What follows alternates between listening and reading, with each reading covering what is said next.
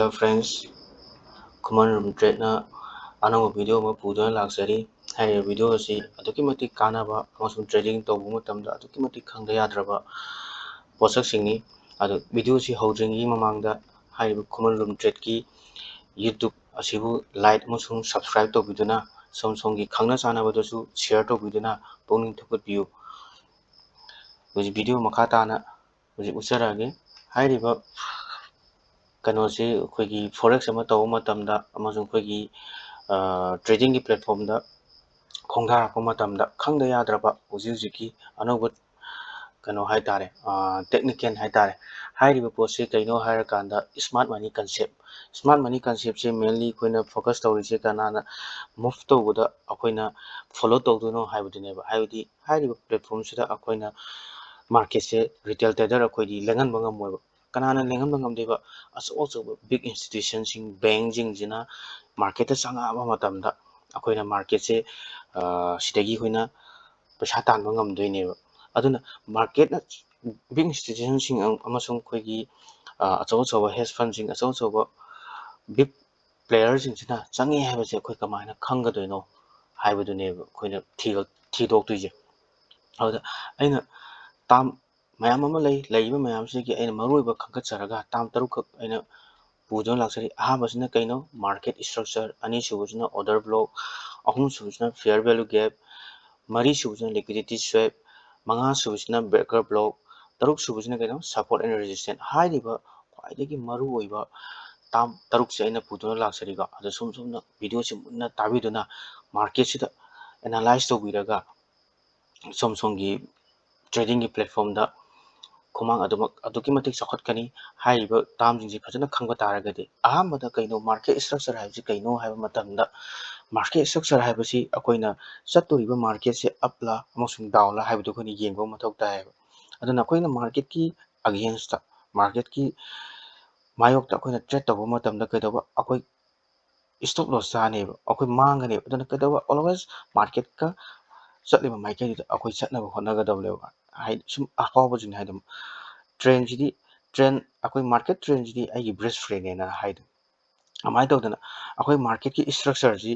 kamaina khangadona ma ji higher high higher low adigi lower high kamaina semino haibadu ai hore makhata video da ai chart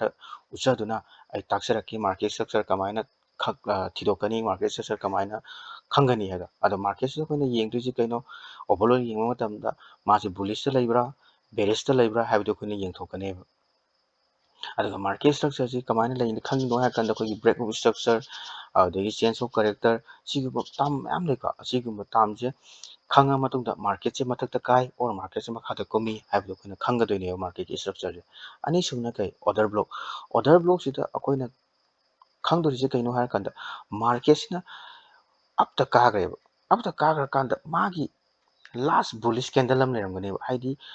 bearish la ampadagi bullish chatkhiba ma or sideways bullish chatkhiba ma mathakta kagiba ma adugi kabagi magi khwaidi ahanba horafamdo adugi kauge hara kanda order block kawe adagi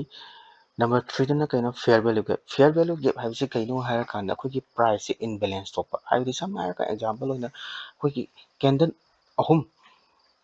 ahum je thana leba candle ahum je yengmo matamda magi fast ka adagi ahum subuduga ani dugi marakta ani subudum leyoda ani subudugi marakta da akhoi gap am leine adu gap to leiragadi fair value gap leiko kawe adu kaino imbalance so ine hore ai chart ucharake adagi liquidity shift haibse kaino hara kanda akhoi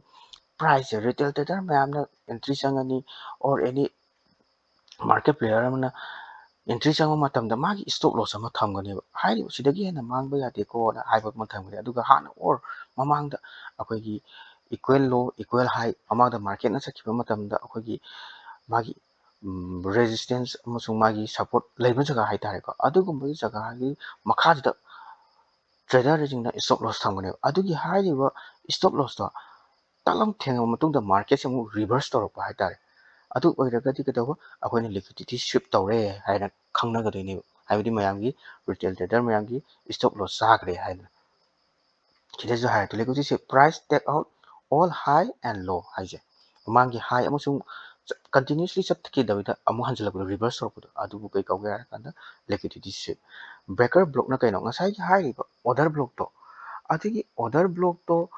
ꯑꯗꯨꯗꯒꯤ ꯃꯥꯔꯀꯦꯠꯁꯦ reverse ꯇꯧꯗꯕꯤꯗ continue ꯑꯗꯨꯝ ꯆꯠꯈꯤꯕ ꯍꯥꯏꯇꯥꯔꯦ ꯑꯗꯨꯒꯤ order ꯕ꯭ꯂꯣꯛꯇꯣ ꯊꯨꯒꯥꯏꯔꯒ ꯑꯗꯨꯝ ꯆꯠꯈꯤꯕ ꯑꯗꯨ ꯀꯩ ꯀꯧꯒꯦ ꯍꯥꯏꯔꯀꯥꯟꯗ ꯕ꯭ꯔꯦꯀꯔ ꯕ꯭ꯂꯣꯛ ꯀꯧꯋꯦꯕ ꯃꯗꯨꯒꯤ ꯇꯥꯝꯁꯦ ꯑꯗꯨꯗꯒꯤ ꯁꯄꯣꯔꯠ ꯑꯦꯟ ꯔꯦꯖꯤꯁꯇꯦꯟꯁꯁꯤ ꯀꯩꯅꯣ ꯍꯥꯏꯔꯀꯥꯟꯗ ꯍꯥꯏꯔꯤꯕ resistance zone where price repeatedly reverses or ꯔꯦꯛ ꯇꯧꯕ ꯍꯥꯏꯕꯗꯤ ꯍꯥꯟꯅꯒꯤ ꯃꯃꯥꯡꯒꯤ ꯂꯩꯔꯤꯕ ꯃꯥꯒꯤ ꯄ꯭ꯔꯥꯏꯁ ꯂꯦꯚꯦꯜꯗꯣ ꯑꯗꯨꯗꯩꯗ ꯃꯥꯔꯀꯦꯠꯁꯦ ꯔꯤꯚꯔꯁ ꯇꯧꯕ ꯑꯃꯁꯨꯡ ꯃꯥꯔꯀꯦꯠꯀꯤ ꯑꯗꯨꯒꯤ ꯑꯦꯔꯤꯌꯥꯗꯨꯗ ꯃꯥꯒꯤ ꯁꯝ ꯀꯥꯅꯤꯡꯕ ꯑꯃꯁꯨꯡ ꯀꯨꯝꯅꯤꯡꯕꯒꯤ ꯀꯩꯅꯣ ꯇꯧꯕ ꯍꯥꯏꯇꯥꯔꯦ ꯃꯥꯒꯤ ꯔꯦꯛ ꯇꯧꯕꯗꯣ ꯑꯗꯨꯕꯨ ꯃꯐꯝ ꯑꯦꯔꯤꯌꯥꯗꯨꯕꯨ ꯀꯩ ꯀꯧꯒꯦ ꯍꯥꯏꯔꯀꯥꯟꯗ ꯁꯄꯣꯔꯠ ꯑꯃꯁꯨꯡ ꯔꯦꯖꯤꯁꯇꯦꯟꯁ ꯀꯧꯋꯦꯕ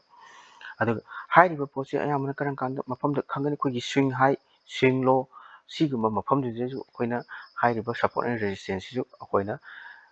ꯌꯦꯡꯕ ꯃꯊꯧ ꯇꯥꯏꯌꯦꯕ ꯈꯪꯒꯅꯤ ꯃꯐꯝꯁꯤ ꯁꯤꯒꯤ ꯃꯄꯥꯁꯤꯗ ꯁꯄꯣꯔꯠꯅꯤ ꯁꯤꯒꯤ ꯃꯄꯥꯁꯤꯗ ꯔꯦꯖꯤꯁꯇꯦꯟꯁꯅꯤ ꯁꯄꯣꯔꯠ ꯍꯥꯏꯕꯗꯤ ꯀꯩꯅೋ ꯑꯩꯈꯣꯏꯒꯤ ꯐ꯭ꯂꯣꯔ ꯍꯥꯏꯇꯥꯔꯦ ꯃꯈꯥꯗ ꯑꯩꯈꯣꯏꯒꯤ ꯉꯁꯤ ꯂꯦꯞꯄꯤꯕ ꯖꯒꯥꯁꯦ ꯐ꯭ꯂꯣꯔꯗ ꯅꯠꯇ꯭ꯔꯥ ꯑꯗꯨꯃꯥꯏꯅ ꯑꯩꯈꯣꯏꯕꯨ ꯉꯥꯛꯈꯠꯄꯤꯔꯤ ꯅꯠꯇ꯭ꯔꯥ ꯐ꯭ꯂꯣꯔꯁꯤꯅ ꯑꯗꯨꯃꯥꯏꯅ ꯇꯧꯗꯅ ꯃꯥꯔꯀꯦꯠꯀꯤ ꯃꯥꯒꯤ ꯂꯦꯚꯦꯜ ꯑꯃꯗ ꯉꯥꯛꯏꯕ ꯖꯒꯥ ꯑꯗꯨꯕꯨ ꯀꯩ ꯀꯧꯒꯦ ꯍꯥꯏꯔ ꯀꯥꯟꯗ ꯁꯄꯣꯔꯠ ꯀꯧꯋꯦꯕ ꯃꯥꯒꯤ ꯔꯦꯖꯤꯁꯇꯦꯟꯁꯅ ꯀꯩꯅꯣ ꯔꯦꯖꯤꯁꯇꯦꯟꯁꯅ ꯑꯩꯈꯣꯏꯒꯤ ꯍꯥꯏꯔꯤꯕ ꯃꯊꯛꯇ ꯑꯩꯈꯣꯏꯒꯤ ꯑꯦꯛꯖꯥꯝꯄꯜ ꯑꯣꯏꯅ ꯁꯦꯂꯤꯡ ꯐꯦꯟ ꯀꯥꯏ ꯃꯊꯛꯇ ꯑꯩꯈꯣꯏꯒꯤ ꯁꯦꯂꯤꯡ ꯂꯩꯕ ꯖꯒꯥ ꯁꯦꯂꯤꯡ ꯃꯊꯛꯇ ꯑꯩꯈꯣꯏ ꯖꯤꯡꯒꯔ ꯂꯩꯇ꯭ꯔꯥ ꯖꯤꯡꯒꯔꯗꯒꯤ ꯑꯩꯈꯣꯏꯅ ꯃꯈꯥꯗ ꯑꯃꯨꯛ ꯀꯨꯝꯊꯔꯛꯄꯒꯤ ꯑꯗꯨꯃꯥꯏꯅ ꯑꯗꯨꯒꯤ ꯐ꯭ꯂꯣꯔꯒ ꯁꯦꯂꯤꯡꯒꯤ ꯂꯦꯚꯦꯜꯗꯣ ꯑꯗꯨ ꯀꯩ ꯀꯧꯒꯦ ꯍꯥꯏꯔ ꯀꯥꯟꯗ ꯁꯄꯣꯔꯠ ꯑꯦꯟ ꯔꯦꯖꯤꯁꯇꯦꯟꯁ ꯍꯥꯏꯔ ꯈꯪꯅꯩꯌꯦꯕ ꯃꯥꯔꯀꯦꯠꯁꯤꯗꯗꯤ ꯑꯗꯣ ꯍꯥꯏꯔꯤꯕ ꯁꯤꯒꯤ ꯇꯥꯔꯃꯤꯟ ꯃꯌꯥꯝꯁꯤ market structure order block fair value gap liquidity sweep breaker block support and resistance ꯍꯥꯏꯔꯤꯕꯁꯤꯡꯁꯦ ꯑꯩ ꯆꯥꯔꯠꯇ ꯍꯧꯖꯤꯛ ꯃꯆꯥ ꯈꯥꯏꯅ ꯎꯠꯆꯔꯛꯀꯦ ꯁꯣꯝꯅ ꯕꯣꯏ ꯀꯣꯂꯝ ꯑꯃ ꯄꯥꯏꯗꯨꯅ ꯐꯖꯅ ꯅꯣꯠ ꯇꯧꯕꯤꯌꯨ ꯐꯖꯅ ꯃꯨꯟꯅ ꯌꯦꯡꯕꯤꯌꯨ ꯑꯗꯨꯒ ꯍꯥꯏꯔꯤꯕ ꯁꯤꯒꯤ ꯇꯥꯔꯝ ꯑꯦꯟ ꯀꯟꯗꯤꯁꯟꯁꯤꯁꯨ ꯈꯪꯗ ꯌꯥꯗ꯭ꯔꯕ ꯄꯣꯠꯅꯤꯀꯣ ꯑꯗꯨꯅ ꯁꯣꯝꯅ ꯕꯣꯏ ꯑꯃ ꯀꯣꯂꯝ ꯑꯃ ꯇꯧꯔꯒ ꯐꯖꯅ ꯅꯣꯠ ꯇꯧꯁꯟꯕꯤꯌꯨꯀꯣ ꯐꯖꯅ ꯁꯤꯁꯤ ꯏꯊꯣꯛꯄꯤꯌꯨ ꯑꯣꯔ ꯑꯦꯅꯤ ꯏꯁꯀ꯭ꯔꯤꯟ ꯁꯣꯠ ꯂꯧꯕ ꯌꯥꯔꯒꯅ ꯏꯁꯀ꯭ꯔꯤꯟ ꯁꯣꯠ ꯂꯧꯕꯤꯌꯨ ꯑꯗꯨꯒ ꯐꯖꯅ ꯃꯨꯟꯅ ꯑꯦꯅꯥꯂꯥꯏꯁ ꯇꯧꯕꯤꯌꯨ ꯑꯩ ꯍꯧꯖꯤꯛ ꯆꯥꯔꯠꯇ ꯎꯠꯆꯔꯛꯑꯒꯦ ꯑꯩ ꯍꯧꯖꯤꯛ ꯃꯥꯔꯀꯦꯠꯇ ꯍꯧꯖꯤꯛ ꯎꯠꯆꯔꯛꯑꯒꯦ ꯎꯠꯇ꯭ꯔꯤꯉꯩ ꯃꯃꯥꯡꯁꯤꯗ ꯑꯩꯅ ꯁꯝꯂꯞꯄ ꯈꯔ ꯃꯌꯥꯝꯒꯤ ꯃꯐꯝꯗ ꯈꯪꯍꯟꯖꯒꯦ ꯍꯥꯏꯔꯤꯕꯁꯤꯡꯁꯦ ꯀꯩꯅꯣ ꯍꯥꯏꯔꯀꯥꯟꯗ market structure fair value gap order block liquidity sweep breaker block ꯑꯗꯩ ꯁꯄꯣꯔꯠ ꯑꯦꯟ ꯔꯦꯖꯤꯁꯇꯦꯟꯁ ꯍꯥꯏꯔꯤꯕꯁꯤꯡꯁꯦ ꯑꯩꯅ ꯌꯦꯛꯑꯒ ꯑꯩ ꯃꯌꯥꯝ ꯇꯥꯛꯀꯦꯕꯀꯣ ꯍꯥꯏꯔꯤꯕ ꯁꯤꯒꯤ ꯄꯣꯠꯁꯦ ꯀꯩꯅꯣ ꯍꯥꯏꯔꯀꯥꯟꯗ ꯃꯥꯔꯀꯦꯠ ꯏꯁꯇ꯭ꯔꯛꯆꯔꯁꯤ ꯑꯩꯈꯣꯏꯅ ꯃꯊꯛꯇ ꯀꯃꯥꯏꯅ ꯀꯥꯕ ꯃꯈꯥꯗ ꯀꯃꯥꯏꯅ ꯆꯠꯄ ꯍꯥꯏꯕꯗꯨꯅꯦꯕ ꯑꯩꯈꯣꯏꯅ ꯌꯦꯡꯗꯣꯏꯁꯦ ꯁꯤꯁꯦ ꯀꯩ ꯀꯧꯒꯦ ꯍꯥꯏꯔꯀꯥꯟꯗ ꯃꯊꯛꯇ ꯀꯥꯕ ꯀꯧꯋꯦꯕ ꯑꯗꯒꯤ ꯃꯈꯥꯗ ꯕꯦꯔꯤꯁꯇꯅ ꯀꯩꯅꯣ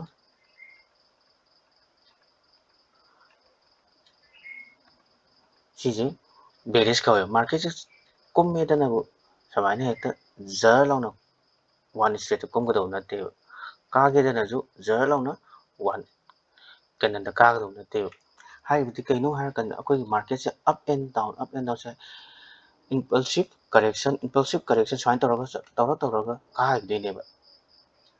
ꯑꯗꯨꯅ ꯍꯥꯏꯔꯤꯕ ꯄꯣꯠꯁꯦ ꯀꯩꯅꯣ ꯍꯥꯏꯔꯀꯥꯟꯗ ꯁꯤꯗꯩꯁꯤꯗ ꯑꯩꯈꯣꯏꯅ ꯍꯥꯏꯌꯔ ꯍꯥꯏ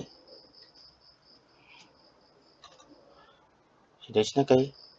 ꯍꯥꯏꯌꯔ ꯂꯣ ꯁꯤꯗꯩꯁꯤꯅ ꯀꯩ ꯍꯥꯏꯌꯔ ꯍꯥꯏ ꯁꯤꯗꯩꯁꯤꯅ ꯀꯩ ꯍꯥꯏꯌꯔ ꯂꯣ ꯁꯨꯃꯥꯏꯅ ꯇꯧꯔ ꯀꯥꯈꯤꯗꯣꯏꯅꯦꯕ ꯀꯨꯝꯃꯛꯄꯗꯅ ꯀꯩꯗꯧꯕ ꯍꯥꯏꯌꯔ ꯂꯣ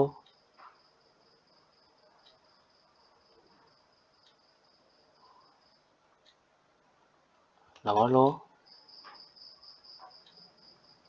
higher low lower low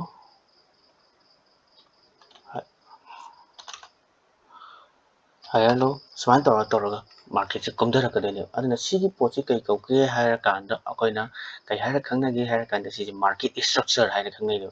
market ꯏꯁꯇ꯭ꯔꯛꯆꯔꯁꯤꯗ ꯑꯩꯈꯣꯏꯅ ꯀꯃꯥꯏꯅ ꯁꯤ ꯍꯥꯏꯌꯔ ꯍꯥꯏ ꯍꯥꯏꯌꯔ ꯂꯣ ꯍꯥꯏꯌꯔ ꯍꯥꯏ ꯍꯥꯏꯌꯔ ꯂꯣꯁꯦ ꯀꯃꯥꯏꯅ ꯈꯪꯉꯤꯅꯣ ꯍꯥꯏꯔꯀꯥꯟꯗ ꯁꯤꯒꯤ ꯍꯥꯏ ꯑꯃ ꯂꯩꯇ꯭ꯔꯥ ꯁꯤꯒꯤ ꯍꯥꯏꯁꯤꯒꯤ ꯁꯤ ꯂꯦꯚꯦꯜꯁꯤꯗ ꯕ꯭ꯔꯦꯛ ꯇꯧꯔꯦꯕ ꯁꯤꯒꯤ ꯍꯥꯏꯁꯦ ꯁꯤ ꯂꯦꯚꯦꯜꯁꯦ ꯕ꯭ꯔꯦꯛ ꯇꯧꯔꯦꯕ ꯑꯗꯨ ꯁꯤ ꯀꯩ ꯀꯧꯔꯦ ꯕ꯭ꯔꯦꯛ ꯑꯣꯐ ꯏꯁꯇ꯭ꯔꯛꯆꯔ ꯊꯣꯛꯑꯦꯕ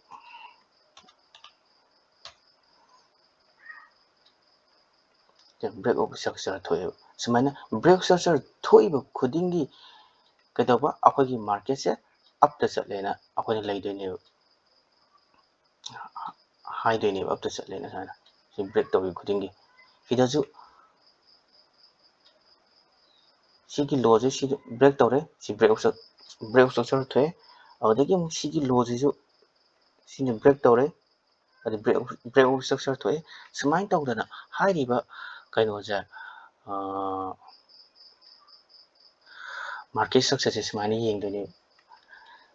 मथक्ता काय और मखादा कमी हाइबदि स्ट्रक्चर अदुगा अनी सुबदना कइनो अखोगी फेयर वैल्यू गैप हाइबजे सम एग्जांपल होना सि कैंडल अमा लेरे सिदा अनी लेरे अहुम लेरे सुमाइन कैंडल अहुम लेरे कांदा सिगी मरक्सिदा गैप अम लेत्रो सिगी मरक्सिदा हाइदि कैंडल 1 ने सिने कैंडल 2 ने सिगी मरक्सिदा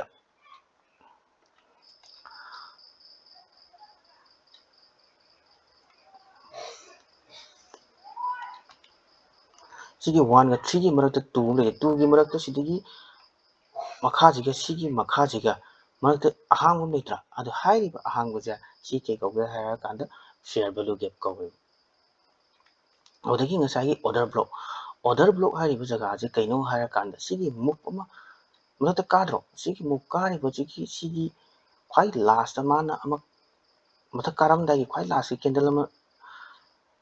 ये लेगी सिदी कागिरिने मथक का अदु कारिबो सिगी लास्ट की बुलिश कैंडल दा अदु कइ कौगे हायरा कांदा ऑर्डर ब्लॉक कौवे अदगी लिक्विडिटी शिप जो ख्वाई मरु ओइबो टॉपिक अमनि माजु लिक्विडिटी शिप से कइनो हायरा कांदा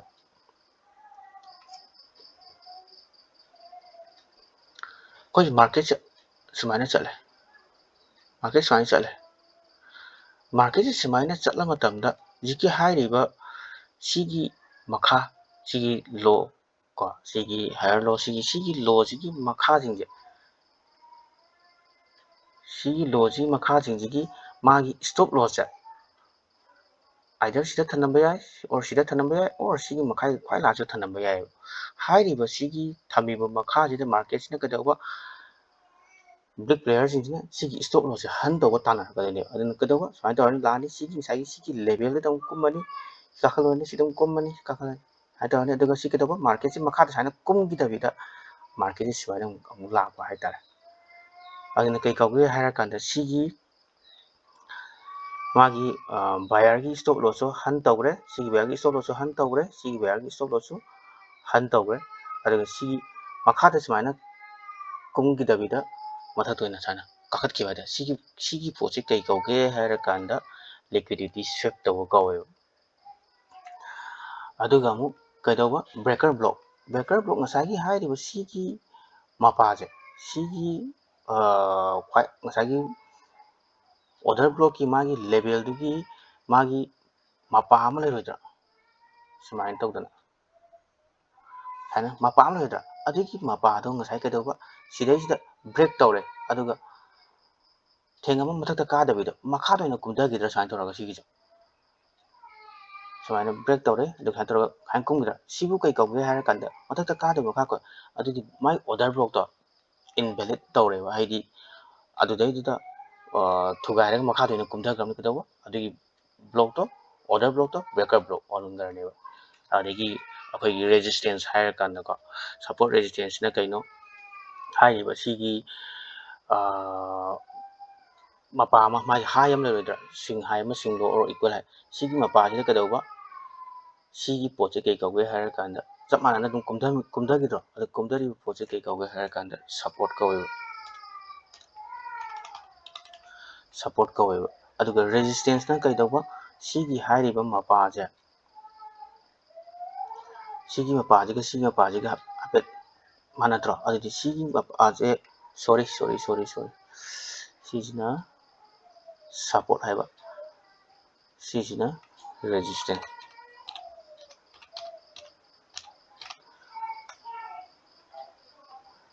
रेजिस्टेंस सिजना सपोर्ट सुमाइना सिगी मपाजिदगी मार्केट थेंगमगा कागिद्रो अन कारिबो पोचे कई कौगे हायरा सिगी एरिया जिबो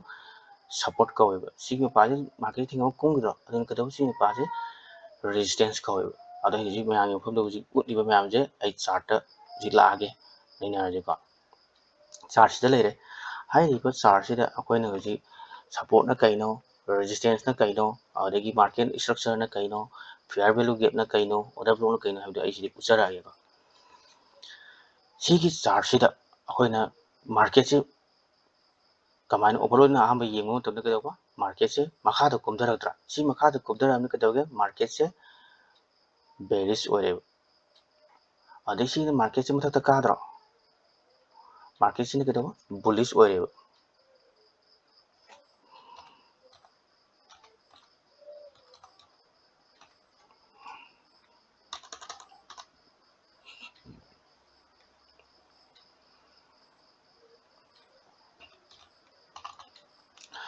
सिगी मार्केट से मथक काबा मखादा मखादा कुमधरपा मथक काबा हाइरिबा सिगी कनोसिदा कमायना अखोइना बेरिशने हाइनो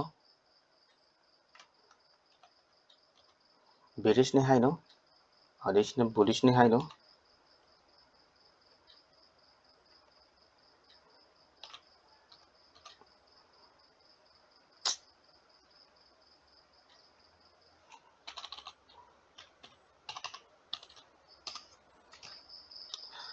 हाइरिबा सिगी पोसे कमायना बेरिशने हाइनो हाकने येंगजेबा सिगी मार्केट से सुमाइना कुमे सिकारे सिकुमे सिकारे सिकुमे सिकारे सिकुमे सुमाइना कुमद्रा हाइरिबा कुमिबा पोसे कइनो साइना इन हाइरिबदो सिगी मपादैना सिबुकसे कदौबा ब्रेक ऑफ स्ट्रक्चर थोएबा हाइदि मागी सिगी लेवल ब्रेक तौर कुमगिद्रो अदुना ब्रेक ऑफ स्ट्रक्चर थोए सिगी लेवल सुदु कदौबा कायरगा ममखा कुमद्रो अदुना कदौबा सिसु ब्रेक ऑफ स्ट्रक्चर थोए अदगी मु सिगी लेवल जिगी मखादा सुमाइना कारगा कुमदा अदुना सिसु कदौबा ब्रेक ऑफ स्ट्रक्चर थोए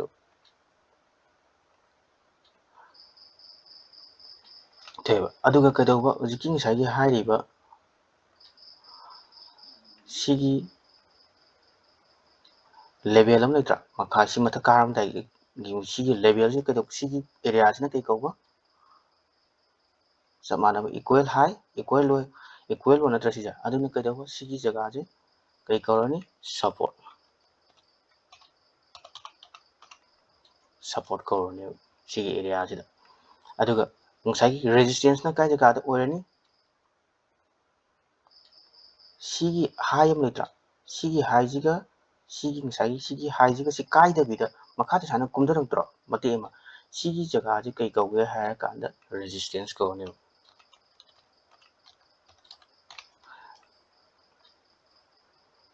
रेजिस्टेंस कौरनी अदुगा सिगी पोसे रेजिस्टे कायरगा मथक तुम कागिद्रो दे अदुना सिगी पोसे कई कौबा रेजिस्टेंस कौरे सि कायद्रिबुक्ति मखादा कुमदरे किना कदौबा सिगी मपागी सिगी प्रीवियस की लोदुदा सि थेंगमे सि कारे सिगी एरिया से कई कौबा सपोर्ट कौरे अदुगा सिगी एरिया से सी अदगी सिना कइनो हायरा कांदा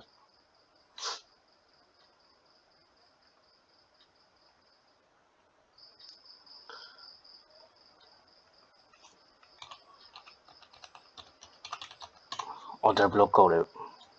सिगी कईगुम सिगी मपाजे कायबा तारगदी सिदा मखादा कुमदरगदी कदौबा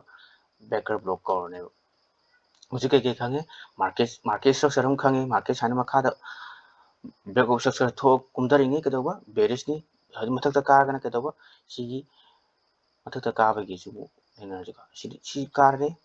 सी चलुरे सी कारे सी चलुरे सी कारे सी चलुरे सी कारे सुहाले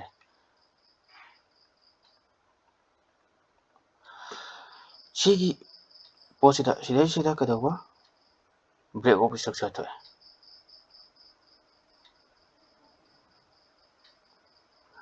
अदगी सिदासु कदौबा सिगी हाइजिगी बिदैसिदा ब्रेक तौर चक्रे अदगी कदौबा सिजे ब्रेक ऑफ स्ट्रक्चर थोए अदगी सिगी हाइजे कायरगा चक्रे अदगी कदौबा breakout structure thoy aduna si mathakta sum breakout structure sum tho chatni ke dawa market se bullish ne makha dang dawa breakout structure sum tho kumdari ke dawa market se bearish ne shaina overall ena market ki structure yenge haragadi samaina yengadawne haidi market se mathakta kumbra or market se makha da kumbra adun aina trade chang no da trend gi against haidi market na makha da kumni ngai du da aina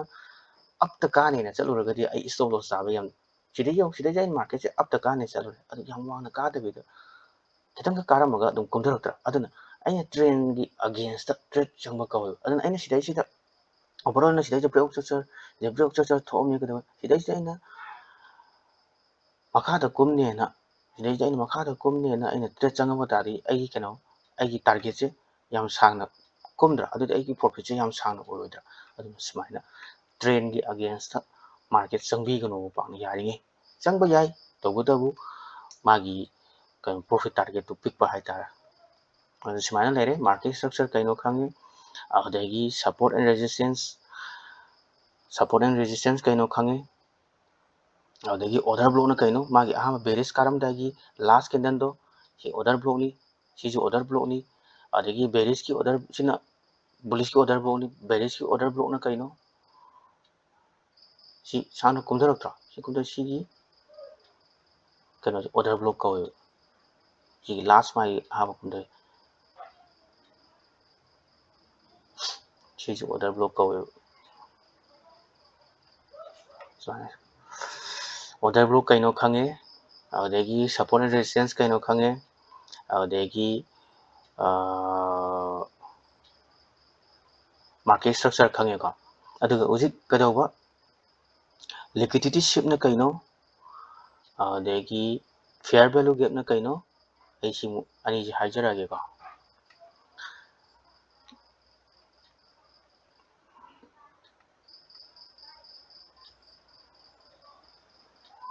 sigi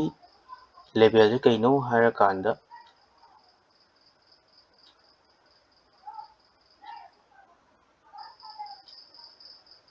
si level je kaino hara kanda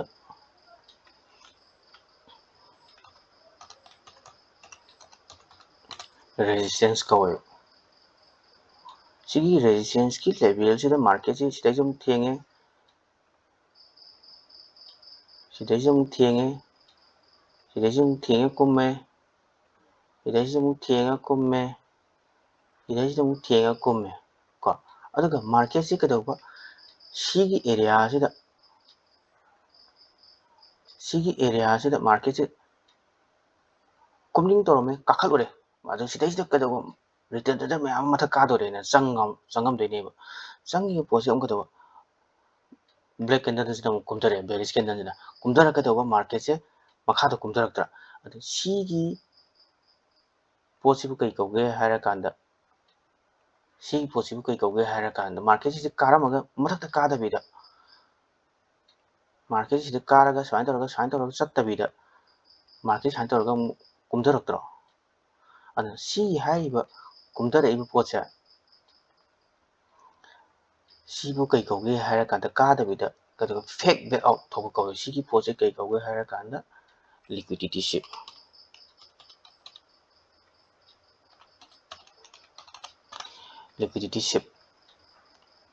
haidi sini liquidity haidi sigi resistance papa sida sigi market se mathakta karamaga karam do malamaga kumdaraga sain tar makha da kumdagidro market se haida ga kumdagidro si mathakta ka da bida sigi level je kai da bida ada sigi pose kai liquidity shift to ko sina resistance ki thokpani aduga kaino gi da mu yengji ka support ta thokpa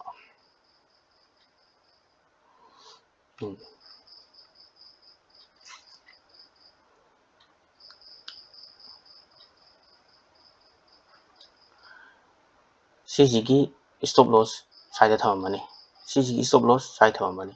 adu sigi key mark se tawrage adagi sibu haibane si tokro sigi stop loss side thamani sigi stop loss sigi level ama haidi magi order block ki level ama thamam de natra ꯑꯗꯨꯒꯤ ꯍꯥꯏꯔꯤꯕ ꯊꯝꯃꯤꯕ ꯂꯦꯚꯦꯜꯗꯨꯗ ꯀꯩꯗꯧꯕ ꯃꯥꯔꯀꯦꯠꯁꯤ ꯁꯥꯒꯤ ꯕꯥꯌꯔꯁꯤ ꯁꯤꯗꯒꯤ ꯁꯞꯄꯣꯔꯠꯅꯦꯅ ꯃꯊꯛꯇ ꯀꯥꯔꯨꯔꯦ ꯁꯤꯒꯤ support level ꯂꯩꯌꯦꯅ ꯁꯤꯗ ꯃꯌꯥꯝ ꯑꯃ ꯏꯁꯇꯣꯞ ꯂꯣꯁ ꯃꯌꯥꯝ ꯑꯃ ꯁ꯭ꯋꯥꯏ ꯊꯅꯝꯗꯣꯏꯅꯦꯕ ꯊꯝꯃꯤꯕ ꯏꯁꯇꯣꯞ ꯂꯣꯁ ꯃꯌꯥꯝꯗꯣ ꯁꯤꯒꯤ ꯀꯦꯟꯗꯜ ꯑꯃꯈꯛꯁꯤꯅ ꯚꯛ ꯂꯥꯎꯅ ꯀꯨꯝꯃꯒ ꯃꯥꯔꯀꯦꯠꯁꯤ ꯁꯨꯃꯥꯏꯅ ꯇꯧꯔꯒ ꯃꯈꯥꯗ ꯆꯠꯇꯕꯤꯗ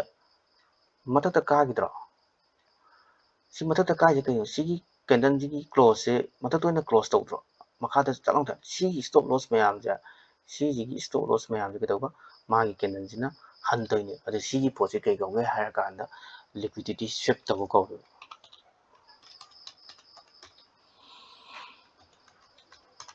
ꯂꯤꯀ꯭ꯋꯤꯗꯤꯇꯤ ꯁ꯭ꯋꯤꯞ ꯇꯧꯕ ꯀꯧꯋꯦꯕ ꯁꯤꯒꯤ ꯄꯣꯠꯁꯦ ꯂꯤꯀ꯭ꯋꯤꯗꯤꯇꯤ ꯁ꯭ꯋꯤꯞ ꯈꯪꯉꯅꯤꯀꯣ ꯂꯤꯀ꯭ꯋꯤꯗꯤꯇꯤ ꯁ꯭ꯋꯤꯞꯁꯦ ꯈ꯭ꯋꯥꯏꯗꯒꯤ ꯑꯗꯨꯝ ꯃꯔꯨꯑꯣꯏꯕ ꯇꯣꯄꯤꯛ ꯑꯃꯅꯤ ꯂꯤꯀ꯭ꯋꯤꯗꯤꯇꯤ ꯁ꯭ꯋꯤꯞꯇ ꯇꯧꯔꯒ ꯃꯥꯔꯀꯦꯠꯁꯦ ꯑꯗꯨꯝ ꯑꯩꯈꯣꯏꯅ ꯕꯥꯏꯗ ꯑꯦꯟꯇ꯭ꯔꯤ ꯆꯪꯕ ꯃꯇꯝꯗ ꯑꯗꯨꯝ ꯄ꯭ꯔꯣꯐꯤꯠ ꯑꯣꯏꯒꯅꯤ ꯑꯗꯨꯒ ꯉꯁꯥꯏ ꯁꯤꯗꯩꯁꯤꯗ ꯂꯤꯀ꯭ꯋꯤꯗꯤꯇꯤ ꯁ꯭ꯋꯤꯞ ꯇꯧꯔ ꯃꯈꯥ ꯀꯨꯝꯗ꯭ꯔꯦ ꯁꯤꯗꯩꯁꯤꯗ ꯑꯩꯅ ꯕꯥꯏ ꯇꯧꯕ ꯃꯇꯝꯗ ꯑꯗꯨꯝ ꯄ꯭ꯔꯣꯐꯤꯠ ꯐꯪꯒꯅꯤꯀꯣ 100% ꯑꯣꯏꯗꯦ ꯑꯗꯨ ꯑꯣꯏꯇꯥꯔꯒꯁꯨ ꯑꯗꯨꯝ 70 to 80% ꯑꯗꯨꯝ ꯆꯨꯝꯃꯦꯕ ꯑꯗꯨꯏ ꯃꯊꯪꯗ ꯀꯩꯗꯧꯕ fair value gap fair value ꯒꯦꯞꯁꯦ ꯀꯩꯅꯣ ꯍꯥꯏꯔꯀꯥꯟꯗ ꯁꯤꯗꯩꯁꯤꯗ ꯁꯤꯒꯤ ꯀꯦꯟꯗꯜ ꯁꯤꯒꯤ ꯀꯦꯟꯗꯜ ꯑꯃ ꯑꯅꯤ ꯑꯍꯨꯝ ꯂꯩꯇ꯭ꯔꯥ ꯀꯦꯟꯗꯜ ꯑꯍꯨꯝꯁꯤꯗ ꯁꯤꯁꯤꯒꯤ ꯂꯣꯁꯤꯒ ꯁꯤꯁꯤꯒꯤ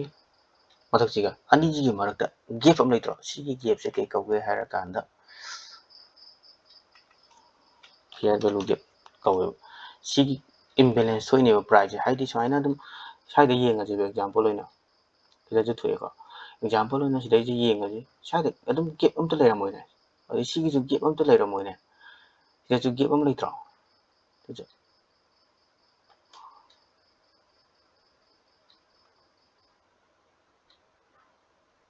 ꯁꯤꯗꯁꯨ ꯒꯦꯞ ꯑꯃ ꯂꯩꯇ꯭ꯔꯣ ꯁꯨꯃꯥꯏꯅ ꯁꯤꯒꯤ ꯒꯦꯞꯁꯦ ꯂꯩꯔꯣꯏꯗꯕꯅꯦꯕ ꯑꯗꯨ ꯁꯤ ꯂꯩꯔꯤꯁꯤ ꯀꯩꯅꯣ ꯕ꯭ꯔꯤꯛ ꯄ꯭ꯂꯦꯌꯔꯁꯤꯡ ꯑꯗꯒꯤ ꯕꯦꯡ ꯑꯆꯧ ꯑꯆꯧꯕ ꯏꯟꯁꯇꯤꯇ꯭ꯌꯨꯁꯟ ꯄ꯭ꯂꯦꯌꯔꯁꯤꯡꯁꯤꯅ ꯃꯥꯔꯀꯦꯠꯁꯦ ꯆꯪꯉꯀꯥꯟꯗ ꯃꯥꯔꯀꯦꯠꯁꯦ ꯗꯛ ꯂꯥꯎꯅ